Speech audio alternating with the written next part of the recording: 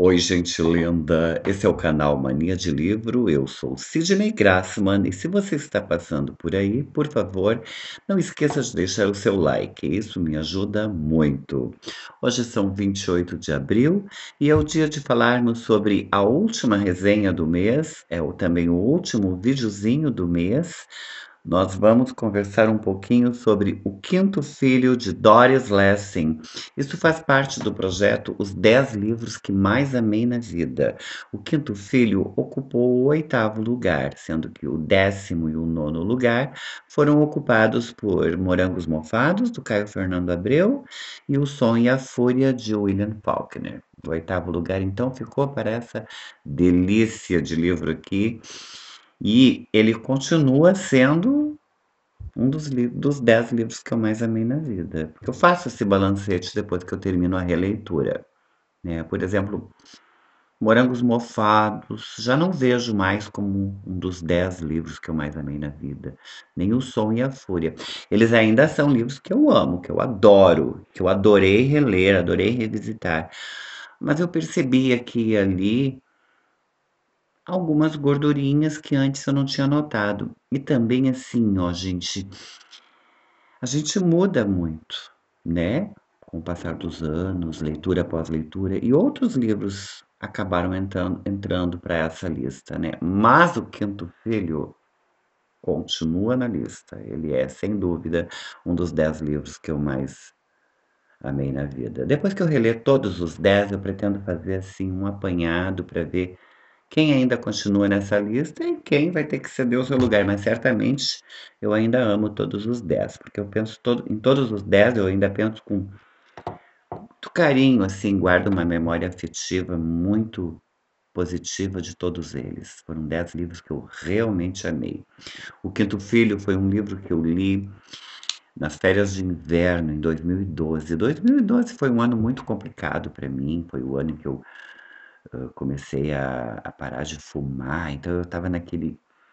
Mas não consegui, eu só consegui parar de fumar em 2018, mas eu estava assim em abstinência, então eu estava irritadíssima, eu estava na casa da minha mãe, de vez em quando eu entrava numa espécie de surto. Coitada da mamãe, teve que aturar muita coisa. E, e foi nessa época que eu li o livro, inclusive eu lia pequenos trechos para ela, e ela, como professora de crianças, porque sempre foi professora de crianças, assim como eu também sou, ela fazia as conjecturas dela sobre esse livro, né? Ela achava, por exemplo, que houve falhas na educação do menino. A gente já vai conversar sobre isso. É um livro assim que a gente ama, eu pelo menos amo, e não, a gente não entende muito bem por quê. Por que que a gente ama tanto esse livro? Não sei explicar isso, porque ele é um livro assim que começa com bastante domesticidade, assim, essa coisa do o casamento, o relacionamento dos dois, né, do casal central, a sua decisão de ter filhos. E eles não queriam apenas filhos, eles queriam muitos filhos. Eles estavam com vontade de povoar o mundo, compram uma casa imensa, começam a ter filhos. E a história, que é bem singela até o nascimento desse, que é o quinto filho, a história vai apresentando assim o cotidiano dessa família, sem grandes emoções, e, no entanto, talvez pela forma maravilhosa com que Doris Lessing relata tudo isso, o livro nos prende. São apenas 127 páginas, um livro bastante curto, quase uma novela, né? Mas aqui diz que ele é um romance, o novo romance da maior autora viva da língua inglesa. Isso quando ele foi publicado, porque Doris Lessing nos deixou.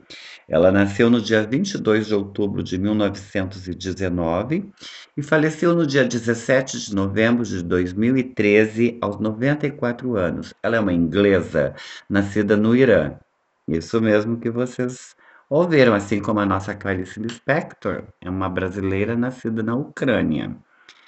Só que, digamos que a Doris é mais inglesa do que a Clarice foi brasileira, porque os pais da Clarice eram ucranianos e os pais da Doris eram ingleses, britânicos. O que aconteceu?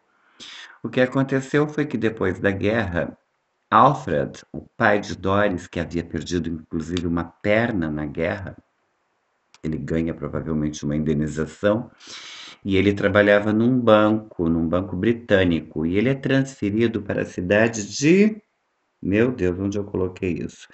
Kermanshah, no Irã, que naquela época se chamava Pérsia. Ele foi trabalhar no banco de Kermanshah, lá no Irã, e a sua filhinha, Doris, nasceu em 1919, um ano depois que terminou a guerra. Ela viveu no Irã até os 11 anos, não, 6 anos, até os 6 anos, isso mesmo. E aí a família se mudou para a Rodésia do Sul, onde hoje é o Zimbábue, na África. A ideia era se tornar fazendeiros.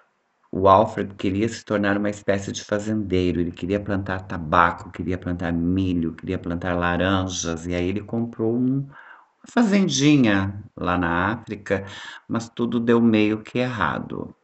A Doris rompeu com a educação formal, ela estudava numa escola de freiras católicas, as Irmãs Dominicanas, mas ela rompeu com a educação formal porque ela era uma rebelde por natureza, né?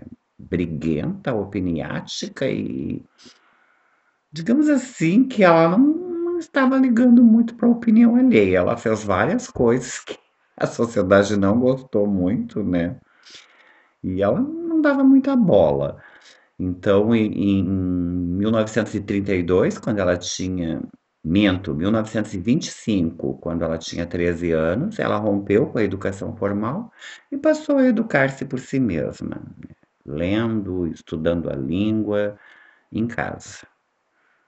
Né? Eu acho que se fosse hoje isso nem seria permitido, mas Doris era Doris, né? E ela brigava muito com a mãe, tinha sérios problemas de relacionamento com a mãe, e então, um belo dia, acho que foi em 1932, um belo dia ela saiu de casa, foi trabalhar como babá, e ali com os seus patrões, ela começou a ter influências assim políticas. Eles eram comunistas e Doris também entrou para o Partido Comunista. Ela teve uma fase comunista. Depois ela também rompeu com o Partido Comunista. Inclusive, ela fala muito que o Partido Comunista é uma falácia, que ele apresenta uma teoria muito bonitinha, mas essa teoria está divorciada da prática. E eu havia jurado que eu não ia falar muito sobre a Doris, mas ela é tão fascinante que a gente acaba falando mesmo é sobre ela, né? Mas hoje o foco tem que ser o livro dela, O Quinto Filho. Mas só para terminar em rápidas pinceladas, a Doris casou duas vezes. Com o primeiro marido, ela teve dois filhos, um menino e uma menina. Ela se divorciou em 1939, eu acho. Não sei. Anotei em algum lugar aí, também isso não importa. Aí ela casou novamente. O seu segundo marido tinha o sobrenome Lessing, que ela adotou para sempre. Ele era alemão, comunista, e eles tiveram um filho, Peter, mas o casamento também não deu certo. Em 1949, depois da Segunda Guerra, ela então retorna para suas raízes inglesas. Ela vai morar com Peter em Londres. Os dois filhos do primeiro casamento ela deixou com o pai, e isso também criou assim uma imensa polêmica, né? Caíram em cima da cabeça da Doris, porque não era comum uma mãe entregar a custódia para o pai, mas ela o fez. Doris sendo Doris mais uma vez. E aí, ainda em 1949, ela começou a publicar. Ela publicou seu primeiro livro, A Canção da Relva, em 1949, já em Londres. E depois ela não parou mais. Ela escreveu abundantemente, muitos e muitos livros, muitos mesmo. Eu não li nem a metade, mas pretendo ler. Pretendo ler um por um. Eu sou apaixonado por essa autora. Ela também, em 1962, publicou aquele que ficou sendo conhecido como seu principal livro, O Carnê Dourado. E em 2007 ela ganhou o Prêmio Nobel de Literatura. O Quinto Filho ela lançou em 1988, aqui no Brasil também, pela editora Record.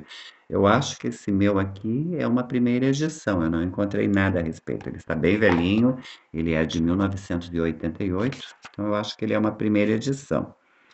E a tradução é do Luiz Carlos do Nascimento Silva, não conheço. Ele tem apenas 127 páginas. Nós vamos conhecer aqui a Harriet e o David Lovat.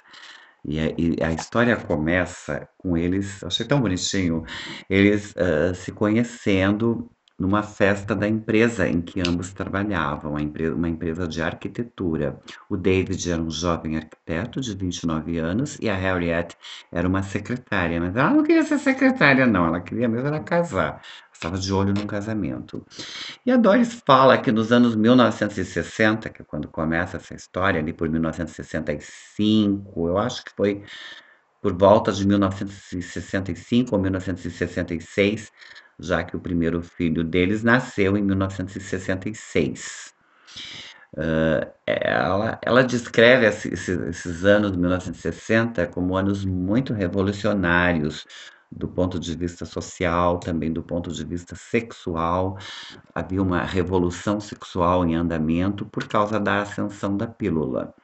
Isso fez com que a mulher se libertasse, né, daquela prisão em que ela vivia antes, com medo de ficar grávida, porque agora ela poderia controlar a natalidade. E com isso ela meio que se adonou do seu corpo e começou a ter uma vida sexual mais mais livre, né? Elas começaram a sair, a usar as roupas que bem quisessem, romperam com aqueles padrões anteriores. Isso na Inglaterra, não sei se foi assim em todos os lugares. Certamente que no Brasil não foi, mas na Inglaterra foi assim. Começou um ano de muita modernidade, de muita libertação dos antigos padrões que eram tão valorizados até então. E como David, que é o, vamos dizer, mocinho da história, David Lovat, como ele veio de um lar desfeito, ele era filho de pais divorciados e não teve irmãos, ele tinha uma fantasia de construir um casamento sólido com muitos e muitos e muitos filhos. E Harriet, por sua vez, pensava como ele também. Ela queria romper com aquele padrão ultramoderno. Por exemplo, ela tinha 24 anos e era virgem, nunca havia tido nenhum contato sexual, não teve nem mesmo um namoradinho, assim, nada de muito sério. E ela meio que se preservava bastante, ao contrário das suas irmãs e das suas amigas. Até a mãe de Harriet a aconselhava a sair mais, a ser mais libertária, mas ela, de fato, também procurava, talvez porque o pai dela já tivesse morrido, ela também procurava assim um lar sólido, casar, ter muitos filhos. Era a ideia de ambos, ter muitos filhos. Harriet e David conheceram-se numa festa interna da companhia, a qual nenhum dos dois estivera muito interessado em comparecer, e ambos perceberam logo que era por aquilo que tinham estado à espera. Então, assim, eles se conhecem, meio que se farejam, se percebem como da mesma espécie, isolam-se dos demais convidados da empresa, né? E vão trocar ideias em algum lugar. E logo se percebem apaixonados. E o que que eles querem? Eles querem casar de um modo bem tradicional, ter uma família convencional com muitos e muitos filhos, de 9 ou 10 para cima, né? Então eles querem ter muitos e muitos filhos. Eles não estão sendo muito realistas, porque o David é um jovem arquiteto, não ganha muito bem, e a Harriet também não. E, mas é o que eles querem, né? E logo eles começam a concretizar esse sonho. Eles moram algum tempo no apartamento do David, ele tinha um apartamento de solteiro, depois eles se casam e aí, quando eles estão dando uma voltinha pelos arredores de Londres, eles encontram, numa cidadezinha já fora de Londres, eles encontram uma casa vitoriana imensa, aqueles casarões vitorianos. E eles percebem que é o ideal para eles. A casa tem 3 andares, 3, 4 pisos, mais o sótão, o porão, é uma coisa imensa, gigantesca, o ideal para eles. Mas tem a questão do preço, né? Então, o pai do David Diz que vai ajudá-lo. O pai do David é o cara do dinheiro, né, ele tem bastante dinheiro, ele é um fabricante de barcos. A mãe do David, ela é casada pela segunda vez, ela é uma professora, casada com um professor, está interessada na vida intelectual, ela não dá muita atenção ao David, isso também o magoa. E eles então compram esse casarão com a ajuda do pai e começam a povoar. Come- Começa a ter um filho atrás do outro. Dorothy, que é a mãe da Harriet, avisa que eles estão exagerando. Nascem então Luke, Ellen, Jane, Paul. E aí, quando nasce Paul, a própria Harriet já está meio cansada daquilo tudo e decide dar um break, né? Mas ela usava como método anticoncepcional a tabelinha. A tabelinha é incrivelmente falha. Logo, ela estava grávida de novo. E esse quinto filho, que é o bebê do título, ele esculhamba tudo na família. Eu não sei se dá para enxergar, eu acho engraçadinho, mas isso aqui é só um desenho. O livro diz que ele não é tão engraçadinho assim. Aquele novo bebê ainda não havia dado sinais de vida independente, mas agora David sentiu um solavanco sob a mão, já na barriga. Já na barriga ele mostrou a que veio. Um movimento bastante violento, isso está na página 35. Mesmo durante a gravidez, Ben, que vai ser o quinto filho, ele começa a dar problemas. Ele esculhamba tudo, ele vem como um vendaval. Ele não se adapta, ele não tem um princípio civilizatório que todos nós temos ou deveríamos ter. Ele é incapaz de seguir regras, de compreender a linguagem, ele até compreende a linguagem, mas leva tempo e aquilo não faz sentido para ele. Ele não compreende porque as pessoas assistem televisão, ele não compreende as relações básicas, as regras da etiqueta, os comportamentos que nos prendem ao que nós chamamos de civilização ultrapassam o entendimento de Ben. Ele é um menino assim que tem uma força descomunal, um tamanho, desde que nasceu, um tamanho muito maior do que se poderia esperar para alguém de sua faixa etária, mas intelectualmente ele é bastante pobre e limitado. Em nenhum momento do livro é falado o que realmente ele tem, não é dado um nome, se é uma síndrome, uma limitação qualquer, TDAH, obviamente que não é só isso. O que que ele tem, esse menino? Naquela época havia pouco conhecimento, mas mesmo assim, é aqui o ponto em que a minha mãe fez a observação de que Harriet deveria ter logo procurado ajuda para investigar o que que o menino tinha, né? Não levou o menino num neurologista, por exemplo. Só no finalzinho que ela leva ele numa neuropsiquiatra infantil que diz para ela que, apesar de tudo, ele está ainda dentro do espectro que nós chamamos de normatividade. E aí eu não sei. É uma área que não me pertence, né? Não é um livro adequado para pais que vão procurar conforto por causa dos seus filhos com necessidades especiais. Não é. Não é esse o objetivo da autora. Ela vai por um outro viés. Harriet e David foram incapazes de aceitar Ben na família e Ben foi incapaz de se adaptar a essa família, que logo vai se desmantelando, né? Ben vai provocando uma espécie de desconforto. Harriet, inclusive, fala com todas as letras que existe a possibilidade dele ser um gen perdido, um gen Neandertal, porque alguns cientistas acreditam que os europeus são descendentes de Neandertais, algo com o qual a ciência não está em pleno acordo. Nem todos os cientistas acreditam nisso, e muitos acreditam que os Neandertais não poderiam ter filhos com os Homo sapiens, e outros dizem que sim, que poderiam, mas seriam filhos híbridos estéreis, e outros dizem que eles poderiam ter filhos e procriar, sim. Eu certamente não sei nada sobre isso, mas ela diz que ele parece um Neandertal, que ele age como um Neandertal e que o físico dele é de um Neandertal. Não sabemos, eu só posso imaginar. E, e aos poucos, assim, ninguém mais visita aquela família, tudo vai se tornando assim muito triste. É um livro que dispara gatilhos, é um livro apesar de pequenininho e aparentemente muito doce, ele não é doce. Ele A gente termina o livro com um gosto amargo na boca, mas eu vou dizer para vocês, gente, eu amo esse livro, amo, é um dos meus continua sendo um dos meus favoritos na vida. Mas isso sou eu, né. Daqui a pouco você pode ler e se sentir, assim, deprimido e até angustiado. Ele é um livro que gera um pouco de angústia.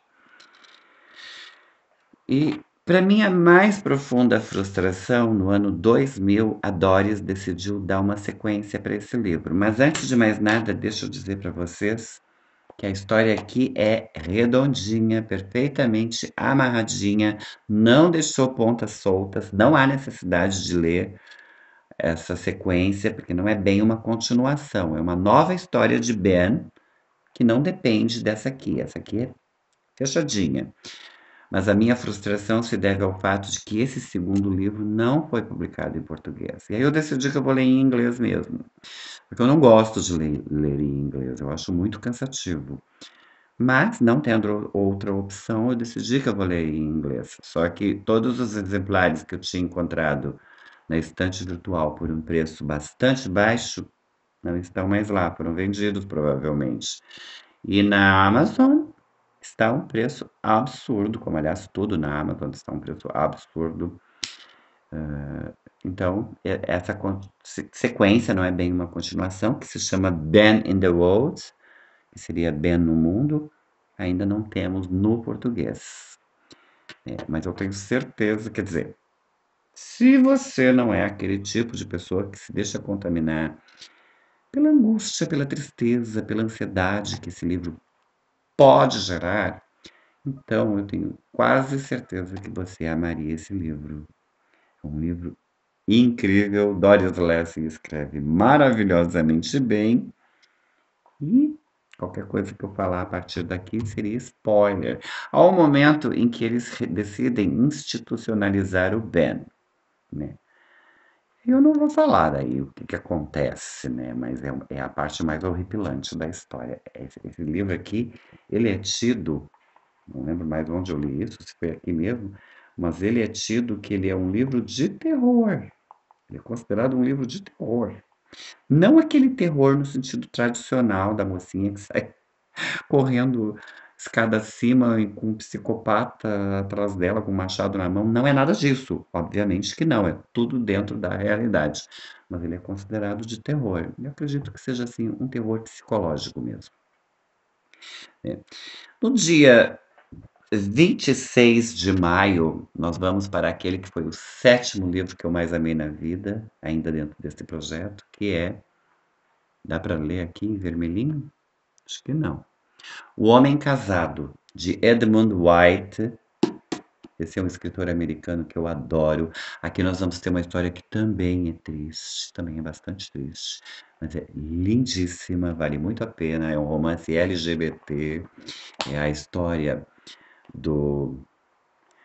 Como é o nome dele ainda? Austen, do professor Austen, ele é professor, e do Julien, que é um francês. O Julien é um francês casado, tem 27 anos, e casado com uma mulher, leva uma vida heteronormativa comum e tal. E um dia, na academia de ginástica, ele conhece o professor Austen. E, por mais que eles sejam duas pessoas improváveis, porque Austen é um homossexual que afirma a sua sexualidade para quem quiser ouvir, e ele tem 49 anos, então nada mais improvável do que esses dois, mas esse improvável acontece. E sobre eles ainda paira a sombra do HIV. A história se passa em 1990, quando a AIDS caiu como um soco, tanto na Europa quanto na América. A história se passa um pouco na América, um pouco na França, ah, e um dos dois, não vou dizer qual, está contaminado com HIV. A gente se vê aqui no domingo que vem para falarmos sobre o que pretendo ler em maio, isso no dia 5 de maio. O que pretendo ler em maio? Aquele momento que eu mais adoro no mês, que é quando eu seleciono as leiturinhas do mês. E, continuando o nosso projeto Os Livros que Mais Amei na Vida, a gente se encontra aqui no dia 26 de maio para falarmos sobre O Homem Casado, de Edmund White. Eu desejo a todos uma excelente semana e a gente se vê na semana que vem.